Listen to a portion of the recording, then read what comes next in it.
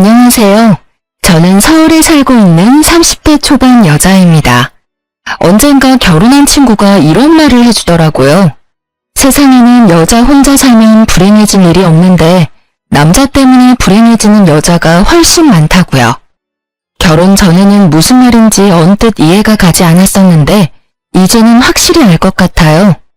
저는 얼마 전에 이혼을 하고 아주 홀가분한 마음으로 살고 있어서 짧은 결혼 생활 동안 전 남편 때문에 얼마나 불행했었는지 새삼 깨닫고 있어요. 제 결혼 생활이 도대체 어땠길래 초단기 이혼을 했는지 궁금하시지 않나요? 지금부터 제 사연을 들려드려 볼게요. 친한 동생의 한풀이라고 생각하고 들어주시면 감사하겠습니다. 저는 20대 중반부터 유명 프랜차이즈 커피숍에서 아르바이트를 시작했어요. 제가 일 시작할 때만 해도 지금처럼 매장이 많지 않았고 본사 직원으로 승진할 수도 있었던 좋은 시기였죠. 커피 만드는 게 정말 재밌고 제 적성에 잘 맞아서 저는 몇 년 동안 한 매장에서 꾸준히 일을 했어요. 그러다가 매장의 매니저의 자리까지 올라갈 수 있었어요. 친구들보다 일찍 일을 시작해서 아직 학교를 다니거나 회사를 갓 들어간 친구들과는 다르게 좀 여유있게 돈을 벌 수가 있었죠. 남편도 같은 매장에서 아르바이트생으로 만났어요. 동갑이었지만 제가 매니저였고 대학생인 남편은 초보 알바생이었기에 제가 옆에 붙어서 열심히 일을 가르쳐 주었답니다. 그러다 보니 대화도 잘 통하고 유난히 다정한 남편의 모습에 끌리게 돼서 남편의 구애로 풋풋한 연애를 시작하게 되었죠. 우리 자기는 벌써 매니저까지 하고 있고 정말 대단하다. 월급도 많이 받지? 난 정말 자기처럼 똑 부러지는 여자는 처음이야. 너무 멋져 보여. 쑥스럽게 뭘 그런 말을 해.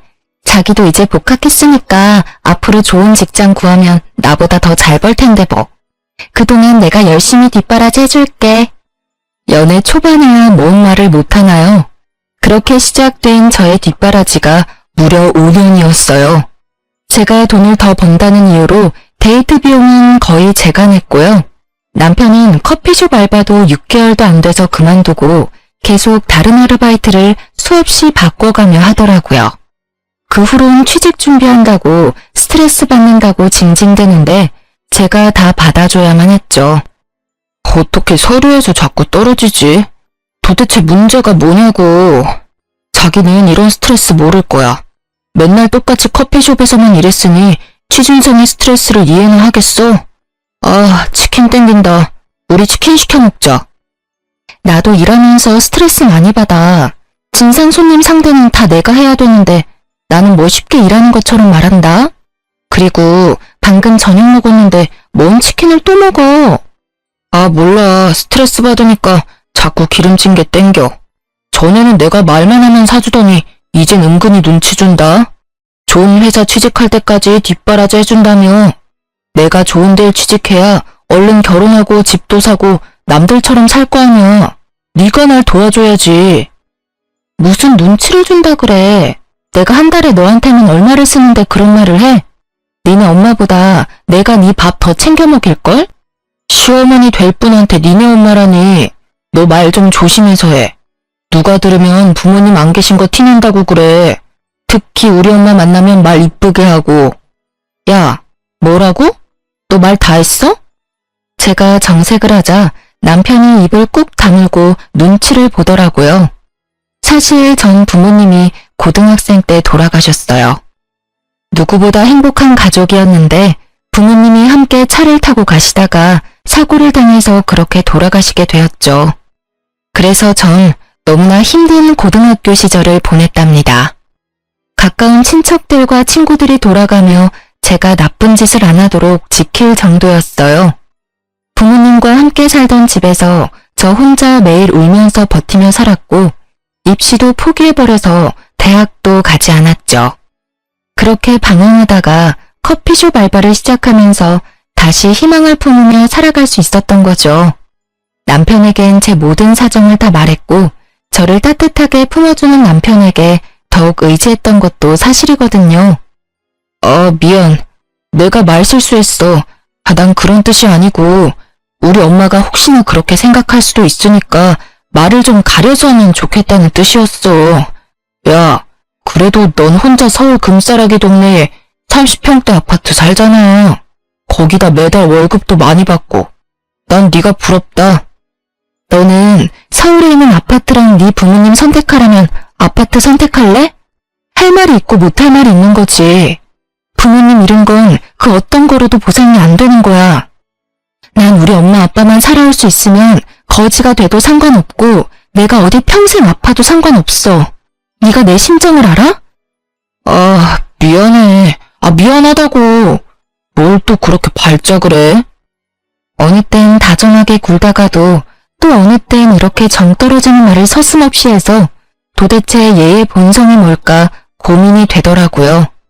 그래도 남편한테 의지하는 부분이 크다 보니까 계속 사귀게 되었고 그 사이 남편도 회사에 취직을 하게 되었어요. 알아주는 곳은 아니었지만 그래도 취직을 한 게 대견했죠. 3년이 넘어도 취직을 못하고 공무원 할까 그러고 있길래 진짜 취직 못할 줄 알았거든요. 그러는 동안 벌써 만난 지 7년이 다 되어 가더라고요. 우리 벌써 만난 지가 이렇게 오래됐네. 이제 나도 취직했으니까 우리 결혼하자. 내가 행복하게 해줄게. 우리 부모님 먼저 만나 뵙자.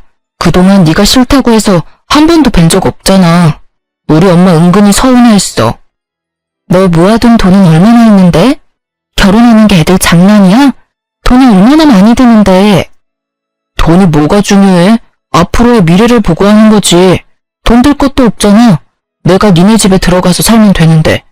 네가 원하면 침대는 새로 하나 사던지. 뭐? 우리 집에 들어와 산다고? 내가 허락한 적이 있었어? 야, 서운하게 그게 무슨 소리야.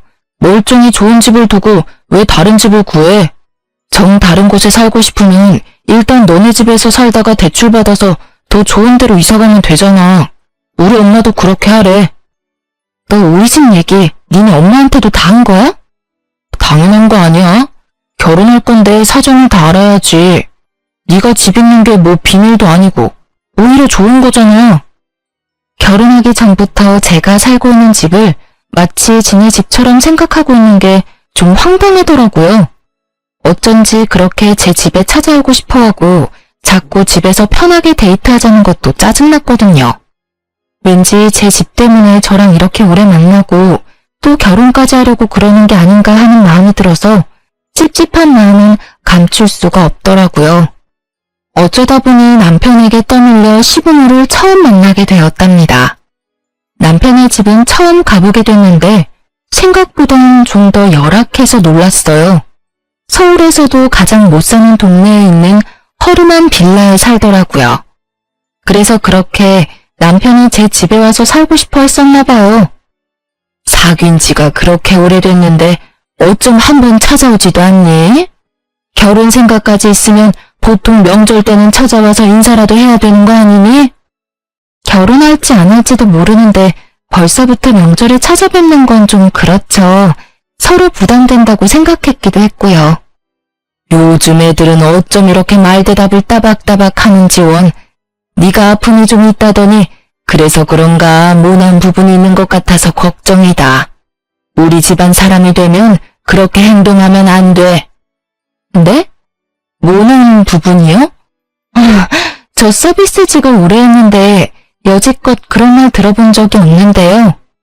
야야, 왜 또 그래? 어른이 말하면 그냥 들으면 되지. 봤지 엄마? 내가 말한 대로 아주 똑 부러지지? 이게 얘 장점이야.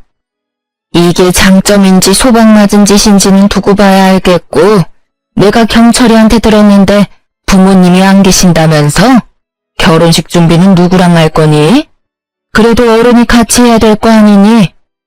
결혼식은 그냥 작게 했으면 해요. 전 부를 사람도 별로 없고요.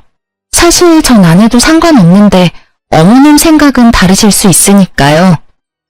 우리 경철이가 도둑장가 가는 것도 아니고 왜 결혼식을 안 해? 내가 그동안 다니면서 뿌린 축의금이 얼만데. 네가 잘 모르겠으면 내가 알아서 준비할 테니까 그렇게 알아라. 그리고 신혼집은 경철이한테 들었는데 네가 지금 사는 집에서 살기로 했다며? 일단 너무 바빠서 집을 따로 구할 시간도 없고요. 어차피 결혼해도 크게 달라질 것도 없으니까 경철씨만 들어와서 살면 될 것 같아요. 듣자 하니까 아파트가 35평이라며? 방이 몇 개야? 방은 3개예요. 그래? 그럼 딱이네. 집도 넓은데 우리가 같이 들어가서 살면 어떠니? 그래도 방 하나 남네. 그건 나중에 손주 태어나면 우리 손주방 하면 되고. 아무리 제가 부모님이 없어도 시부모가 제 부모님이 남겨주신 집에 들어와서 산다는 건 말이 안 되는 거 아닌가요? 이 사람들은 제가 얼마나 만만하면 이런 말을 내뱉는지, 시모의 말을 들으면서도 똑바로 들은 게 맞는지 정말 믿어지지가 않을 정도였어요. 남편과 시부는 이미 서로 말을 맞춘 듯 했어요. 가만히 제 입이 떨어지기를 기다리고 있더라고요. 그건 좀 안 될 것 같은데요. 제 부모님이랑 같이 살면서 추억이 많은 집이라서, 그래서 사실 경철 씨와 같이 사는 것도 좀 망설여졌거든요. 아니 우리가 같이 살면 더러워지기라도 한단 말이야? 우리가 새로운 가족인데 새 가족이랑 새 인생 시작한다고 생각하면 되지. 아무래도 그건 안 될 것 같아요. 죄송해요. 대신 신혼집 근처 작은 평수 아파트로 이사하시는 건 어때요? 제가 보증금이랑 월세는 부담할게요. 뭐? 우리 보고 지금 월세를 살라는 말이냐? 여기도 월세라고 들었는데 아닌가요? 작은 아파트여도 여기 월세 3배는 해요. 시모는 괜히 헛기침을 하고는 얼굴이 벌개져서 입을 꾹 다물어버리더라고요. 시모는 제가 월세로 살고 있는 걸 모른다고 생각했나 봐요. 자기 아들이 8푼이라서 할 말 못할 말 다 하고 다니는 건 몰랐나 봐요. 그때는 순수해서 그러는 거라고 이해하려고 애썼는데 지금 생각해보면 진짜 8푼이 맞았네요. 그때 왜 아파트로 이사시켜준다는 말을 했는지 바보 같고 순박했던 제 자신에게 지금도 화가 나네요. 그때 당시에는 사랑하는 남자 집이 너무 허름하고 벽지도 누렇고 그런 모습을 보는 게 가슴이 아팠나 봐요. 저는 결혼식 전에 약속대로 시부모를 제 집 근처 동네 소형 아파트로 이사시켜줬어요. 3천만 원의 보증금까지 내줬고 매월 월세도 제가 부담했죠. 그것뿐인가요? 결혼식에 제 쪽으로 들어온 축의금으로 시부모 집에 새로 가전과 가구까지 싹 해줬어요. 결혼하는 새 신부는 전데 오히려 시모가 새 신부 대접 제대로 받았네요. 정작 저는 제가 살던 가전과 가구 그대로 살았고 남편은 몸만 들어왔으니까요. 게다가 시모가 결혼식 날 자기 친구들한테 며느리가 집 해주는 사람 봤냐면서 얼마나 자랑을 해대던지 부끄러우면서도 어깨가 으쓱하긴 했었네요. 그렇게 신혼생활을 시작했고 제가 아파트로 옮겨준 게 마음에 들었었는지 시모도 한동안은 저에게 참 잘 대해주더라고요. 그래서 진짜 새 가족이 생겼다는 마음도 들었었죠. 남편도 회사에 적응해서 무난하게 다니고 서로 퇴근 시간 공유해서 저녁밥 만들어 먹고 혼자 살다 둘이 사는 재미도 있더라고요. 남편놈과의 결혼 생활은 그때가 가장 좋았던 것 같네요. 그리고 몇 달 지나지 않아 본색이 슬슬 드러나기 시작했거든요. 네가 우리 부모님 집 월세 내주는 게 고마우면서도 좀 부담되고 그렇네. 얼마인지 말을 안 해서 지금까지 모르고 있었는데 생각난 김에 한번 찾아봤더니 월세가 좀 세더라. 괜찮아. 내가 내준다고 약속한 거니까 당분간 내가 낼게. 근데 우리 아기도 생기고 그러면 당신 월급에서도 절반은 부담해야 돼? 그땐 자기 월급도 좀 오르겠지. 아니 그래서 말인데 지금부터 그 돈을 저축하면 우리가 돈을 얼마나 많이 모을 수가 있겠어? 쓸데없는 월세가 줄줄 샌다고 생각하니까 너무 아까워서 그래. 왜 아까워? 네 돈도 아니고 내 돈인데 거기다 자기 부모님이 사시는 건데 그 돈이 아까워? 아니 그 말이 아니고 여기 방이 2개나 남아돌고 우리만 살기도 너무 넓잖아. 사는 게 좀 복작복작해야지. 우리 부모님도 같이 사는 게 어때? 같이 살면 정도 더 많이 들고 진짜 가족이 되는 거지. 너 아직도 우리 부모님 서먹하잖아. 그 얘기는 이미 끝난 거 아니었어? 일 끝나고 오면 편하게 쉬어야 되는데 시부모랑 살면 내 집에서 편할 수가 있겠어? 절대 안 돼. 다신 얘기 꺼내지도 마. 이놈의 시모와 제대로 작당을 한 건지 바로 다음 날에 시모가 전화가 오더라고요. 너 어제 또 경철이 잡았니? 내가 경철이한테 말 전하라고 했다. 아무리 생각해봐도 그 큰 집에서 같이 살면 되는데 뭐하러 생돈을 낭비하니? 내가 같이 살면 니네 밥도 해주고 살림도 해줄 텐데 네가 편하면 더 편하지 도대체 불편할 게 뭐니? 저희는 집에 거의 없어서 청소하고 할 것도 없어요. 청소도 로봇 청소기 돌리면 되고요. 요리도 간단하게만 해서 별로 치울 것도 없어요. 아니 뭐라고? 도대체 뭘 해먹길래? 너 일한다는 유세로 우리 아들 맨날 배달 음식만 먹이는 거 아니야? 난 그렇게 안 키웠다. 나는 아침부터 국도 새로 해서 맨날 따뜻한 밥 먹여가며 키웠어. 어머니, 경철 씨랑 사귀는 7년 동안 점심 도시락까지 싸서 보내고 그랬어요. 저도 혼자 산 지 오래돼서 요리 꽤 해요. 보지도 않고 그런 말씀하시니 서운하네요. 그래? 그래, 어디 한번 얼마나 대단한지 기대하마. 명절 때 네 솜씨 제대로 보여주면 되겠네. 아휴, 무슨 말을 못하게 쏘아대니? 아주 집 하나 가진 게 유세다 유세야. 시모는 원하는 대답을 듣지 못하자 화를 내면서 전화를 끊어버리더라고요. 저야말로 왜 이렇게 남편과 시부모 집도 아니면서 내 집에 이렇게 관심이 많고 집착을 하는지 이해가 가지 않았어요. 제가 아니었으면 아직도 그 곰팡이만 나는 빌라에서 살고 있었을 거 아닌가요?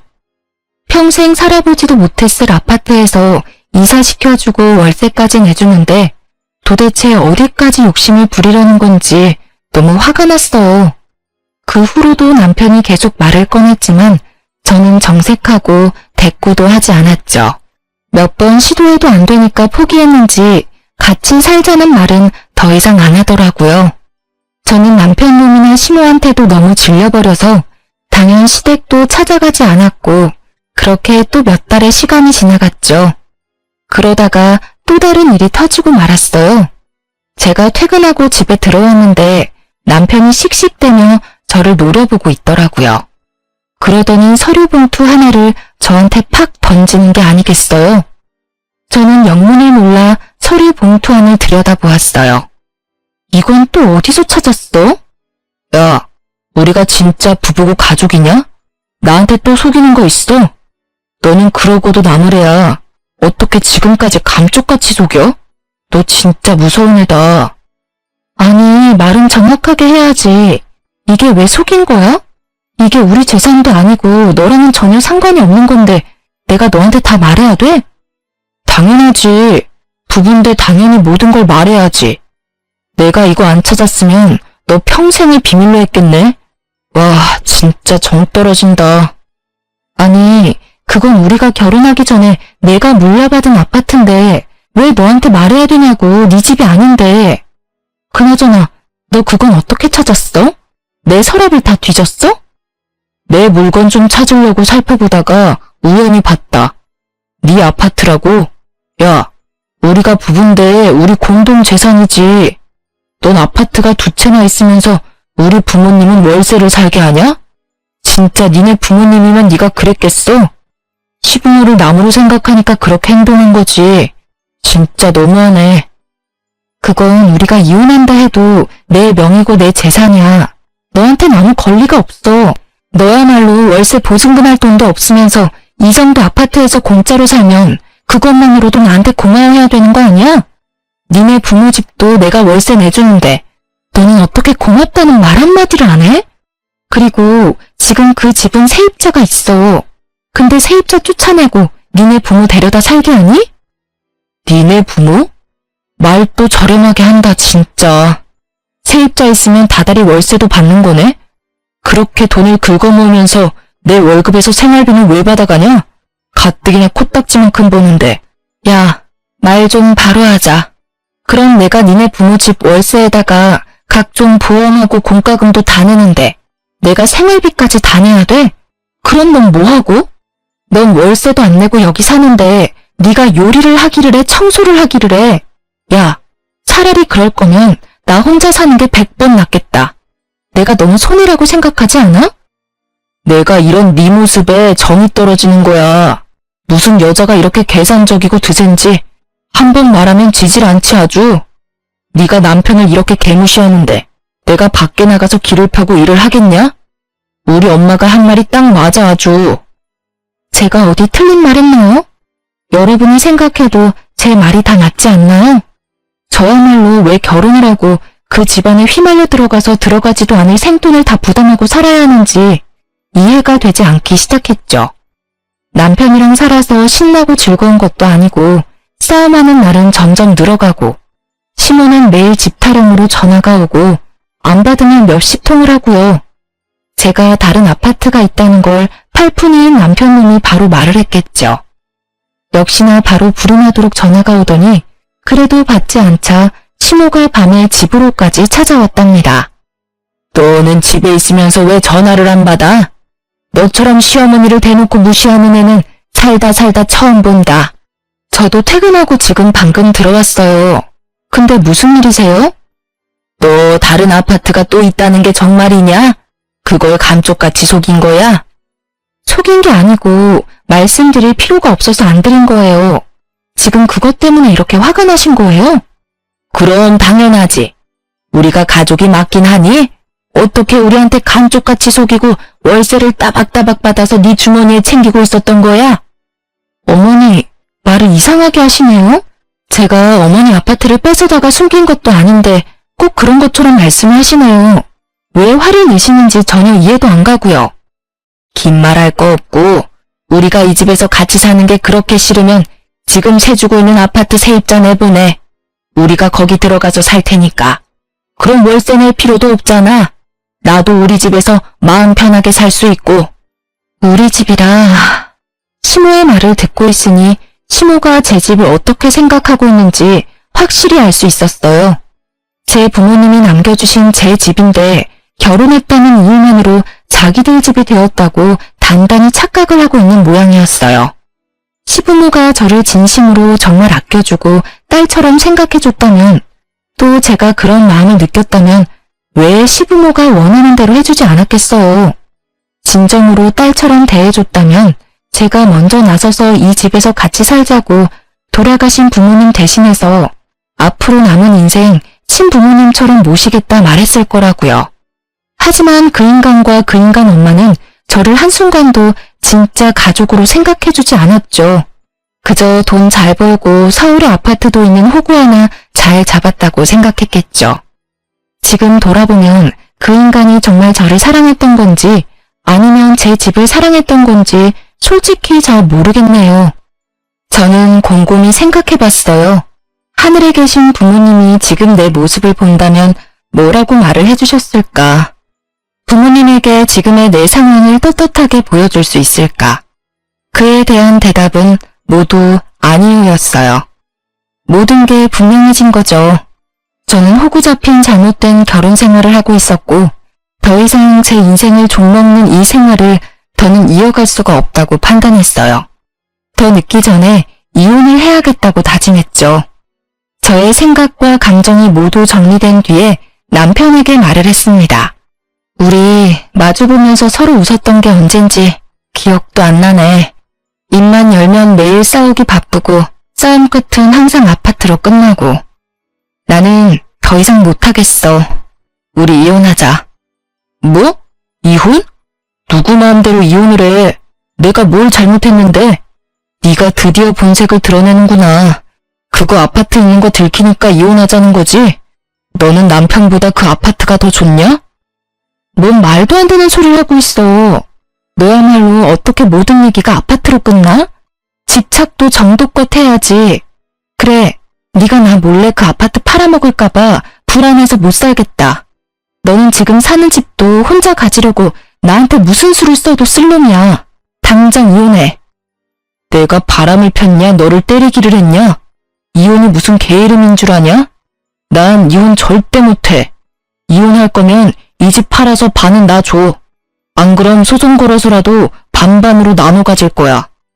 그래, 이 집을 놔두고 네가 쉽게 이혼을 하겠다고 할 리가 없지. 그래, 네가 원하는 대로 어디 한번 소송으로 가보자. 그동안 결혼 생활하면서 누가 돈을 더 많이 냈는지, 누가 돈을 토해내야 되는지 한번 가려보자고. 그렇게 이혼 전쟁이 시작되었어요. 결혼은 참 쉬웠는데 이혼은 정말 전쟁과도 같더라고요. 특히 돈이 걸려있으니 그 사람의 바다 끝까지 보여주더군요. 시모는 정말 미친 사람처럼 온 힘을 다해 이혼을 막으려고 별수를 다 썼어요. 어느 날은 울면서 전화해서 이혼하지 말라고 사정을 하다가 어느 날은 갑자기 집으로 쳐들어와서 어린애처럼 땡깡을 부리기도 하고요. 제가 무응답으로 일관하자 아주 싸늘한 얼굴로 집에 또 찾아왔더군요. 내가 그렇게 부탁을 했는데 이혼 소송을 건다고? 네가 진짜 미쳤구나. 이건 경철 씨랑 제 문제예요. 어머님은 좀 나서지 말아주셨으면 좋겠는데요. 뭐라고? 이 싸가지 없는 게 봐주는 것도 한계가 있어. 그러니까 부모 없는 애는 거두면 안 된다는 소리가 있는 거야. 머리 검은 짐승은 이래서 정을 주면 안 돼. 이혼이 그렇게 쉽냐? 그렇게 인생을 막 살면 하늘에 있는 네 부모가 퍽이나 좋아하겠다. 아줌마, 말 좀 가려서 해요. 막말로 아줌마가 나를 거뒀어요? 내가 아줌마랑 아줌마 아들을 거둬준 거지. 집 해주고 용돈도 주고 월세도 내주고. 누가 누굴 거뒀는데 뭔 정신 빠진 소리야? 왜? 이제 호구가 없어진다니까 아주 겁나 죽겠나 보지? 뭐? 아줌마? 이게 미쳤나? 이 되바라진 게 진짜? 시모가 순식간에 제 머리채를 잡고 흔들어대기 시작했어요. 순간적으로 일어난 일이라 너무 당황스러웠지만 이내 정신을 차리고 시모의 손목을 움켜잡고 비틀어버렸죠. 시모가 얼굴이 벌개져서 노으라며 악을 쓰더라고요. 아줌마, 정신 차려. 요즘 시대에 어디 함부로 손모가지를 눌려요? 아들은 이혼 소송에 엄마는 폭행죄로 경찰서만 가보려고 그래요? 저는 시모에게 빽 쏘아대고 시모의 팔을 팍 밀어버렸어요. 시모가 놀랐는지 어버버하며 저를 쳐다보다가 안 되겠는지 얼른 내빼더라고요. 저는 아빠 친구분한테 소개받은 변호사와 상담해서 이혼 소송에 들어갔어요. 그리고 바로 다음 행동으로 들어갔죠. 저는 시부모가 살고 있는 아파트로 향했어요. 아파트 앞에서 저를 기다리고 있던 중년의 남성분과 인사를 나누고 함께 엘리베이터를 타고 올라갔습니다. 배를 누르고 시모가 같이 간 남자의 얼굴을 보더니 얼른 문을 열어주더군요. 어머, 부동산 사장님이 연락도 없이 여긴 어쩐 일이세요? 예, 안녕하셨죠? 시모는 부동산 사장님 옆에 서 있는 저를 발견하고는 흠칫 놀라더라고요. 아니, 얘는 여기 왜 있어? 둘이 같이 온 거예요? 저는 아무 말도 하지 않고 집 안으로 불쑥 들어갔어요. 그 뒤를 이어 부동산 사장님이 들어오고 시모도 얼떨떨한 얼굴로 들어와 문을 닫더군요. 제가 어머님 말씀을 너무 안 들은 것 같아서 이제라도 어머님 말씀을 좀 들으려고요. 어머님이 그러셨죠? 제가 세주고 있는 세입자 내쫓으라고요. 응? 그래, 그랬지. 네가 웬일이냐 내 말을 듣고? 그래서 그 세입자 내쫓고 우리가 거기서 살면 되는 거냐? 이혼은 안 하기로 경철이랑 말이 잘 된 거야? 제 말에 시모가 화색이 돌아 신나게 떠들기 시작했죠. 그동안 세입자한테 너무 친절하게 대해줬는지 주제를 모르더라고요. 이번 기회에 확실하게 지 자리가 어딘지 좀 알게 해주려고요. 당장 집 빼고 나가요. 지금 이혼 소송 중이고 어차피 이혼은 정해진 거니까 그만 질척대고 내 집에서 꺼지라고요. 아니, 그게 무슨 말이야? 이 집을 나가라는 소리야? 네가 뭔데, 네가 무슨 권리로 그딴 말을 해? 이깟 월세 좀 내주고 있다고 유세 떠냐? 네가 안 내면 우리 경철이가 계속 내주고 살면 되는 건데 네가 뭔데 나가라 말아야 건방지게? 아줌마, 진짜 말 못 알아듣네요? 여기가 내 집이라고. 그쪽 아들이랑 아줌마가 그렇게 침 흘리던 월세 주는 아파트가 바로 여기라고요. 그쪽이 내 세입자라고. 그니까 오늘 당장 나가요. 어차피 이 가전이랑 가구들도 다 내 돈으로 사준 거니까 몸만 나가면 되겠네.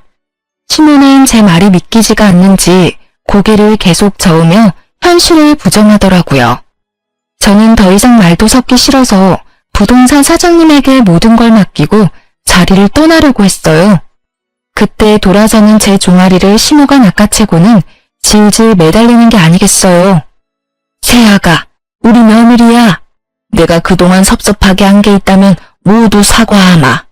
내가 다 잘못했어. 우리 경철이는 아무 잘못도 없어. 다 내가 시키는 대로 너한테 말만 전한 거야.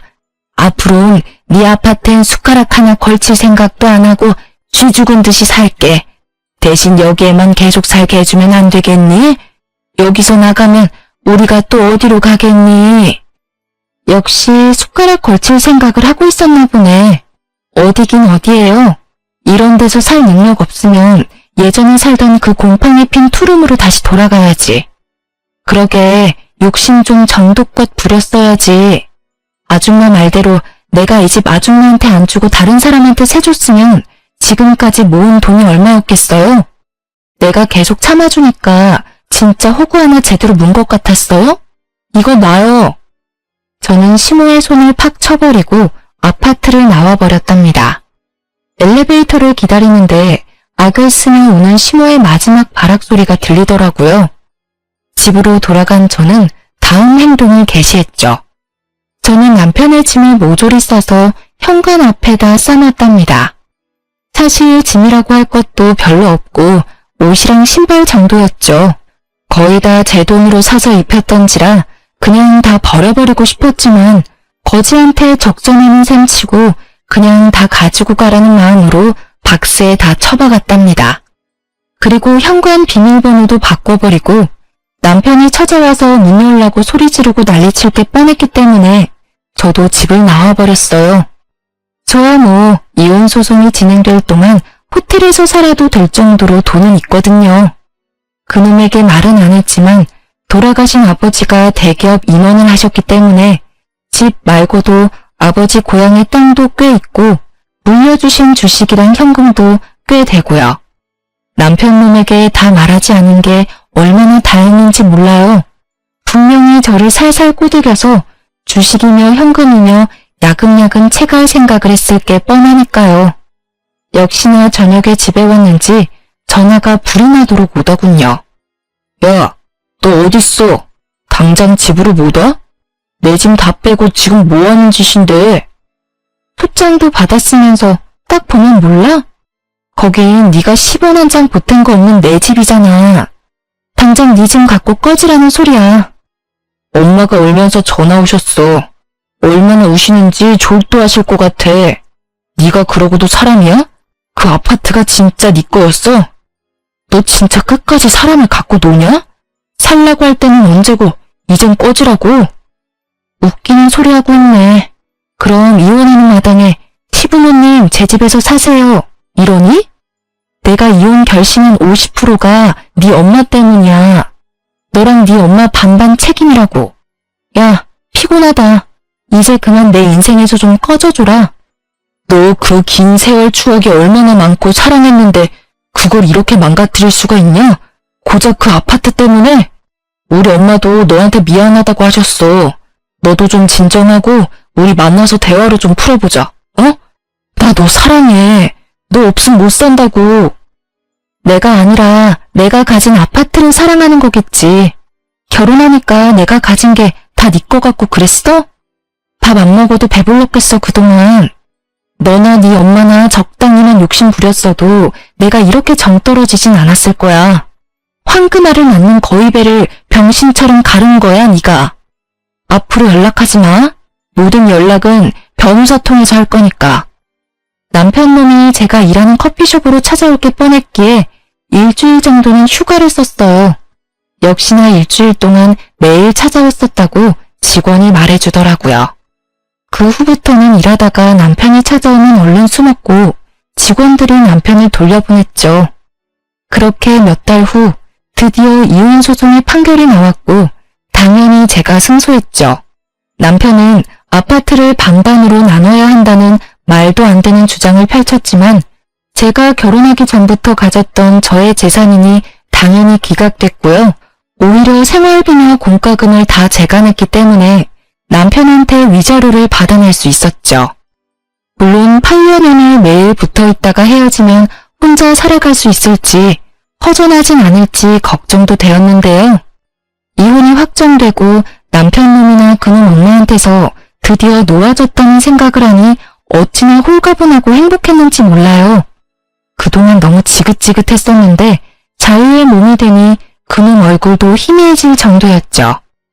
그렇게 몇 달이 흐르고 저는 다시 결혼 전처럼 열심히 커피를 만들면서 저의 인생을 다시 찾아가고 있었죠.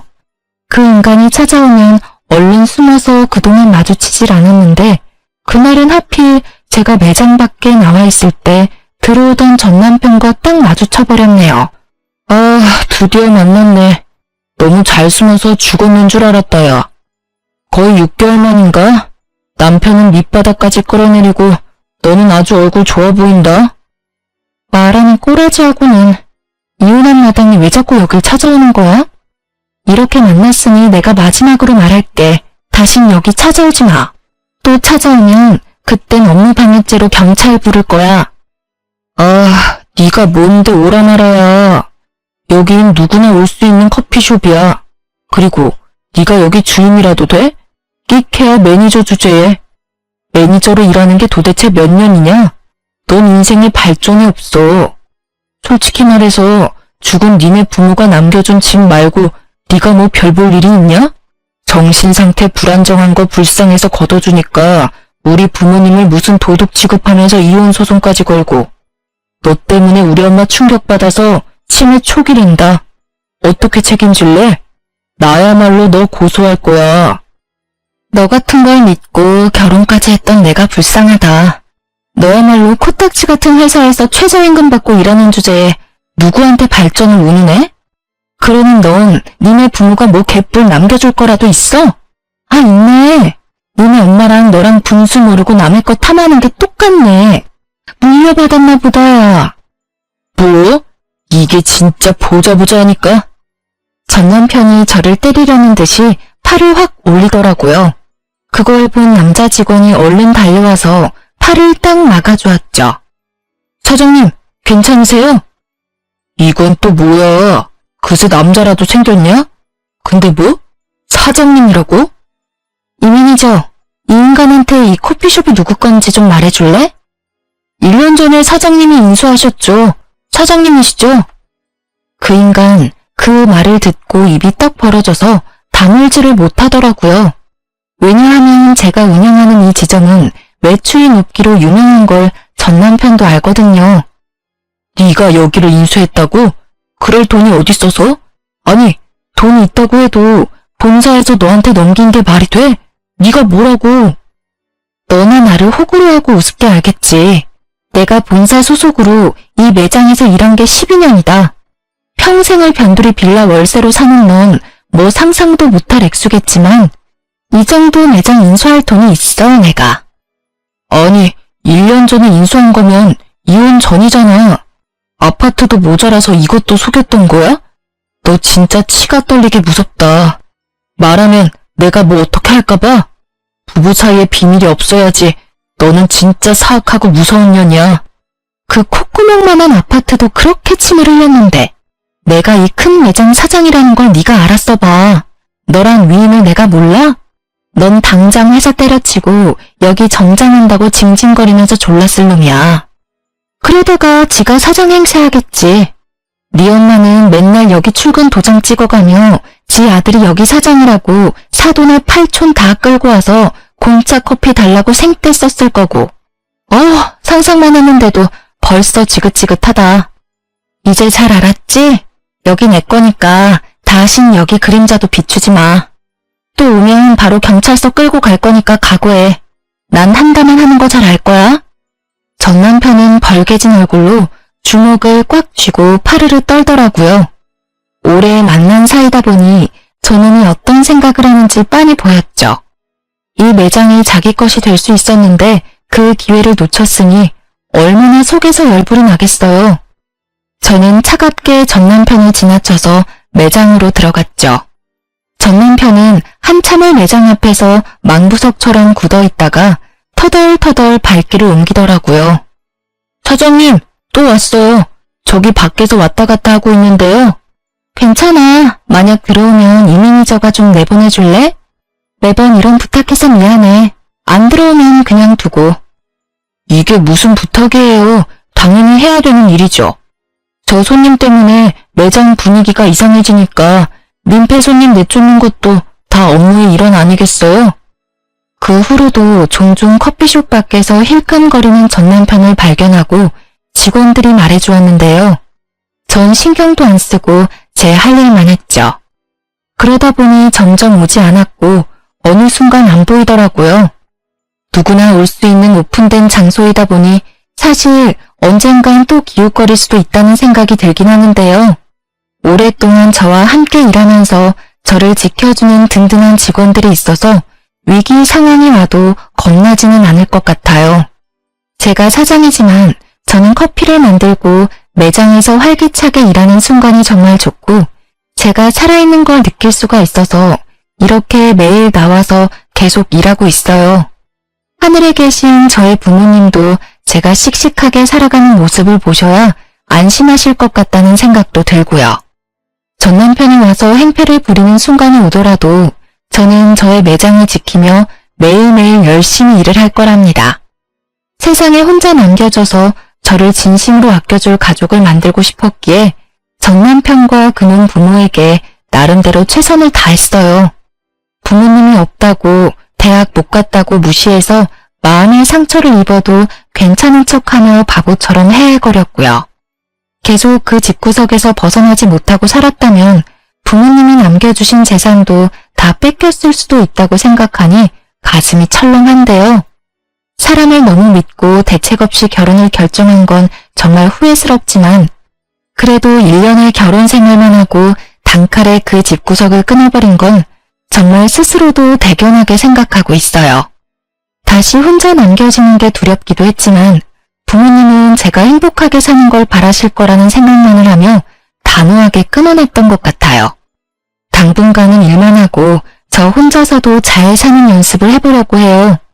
혼자서도 잘 살아야 다른 누군가를 또 만나도 함께 잘 살 수 있으니까요. 제 사연 들어보셨는데 어떠셨나요? 여러분도 저도 혼자서도 당당한 인생 멋지게 살아가요.